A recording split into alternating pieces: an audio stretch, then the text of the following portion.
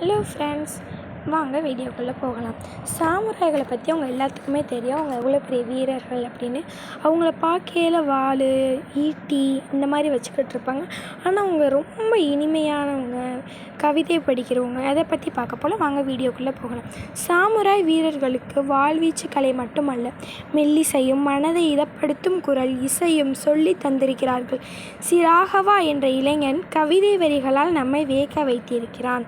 பூக்களின் வாசம், தூரத்து மணி ஓசை, வண்ணங்களின் ஒளி, இசை, மலை, அமைதியான இந்த இரவில் இவை அனைத்தும் உன்னிடம் கேட்காமல் அறைக்குள் நுழையும் முன் அவற்றை புறத்தாலே ஆரந்தழுவி ஏற்றுக்கொள்.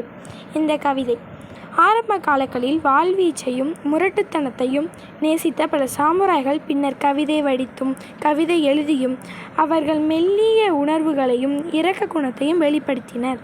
குரோனர் என்ற இளம் ஐரோப்பிய போர் வீரன் வீழ்ந்தபோது ஃபேரோவின் டு லைஃப் என்ற பாடலை போர்க்களத்தில் எழுதினான்.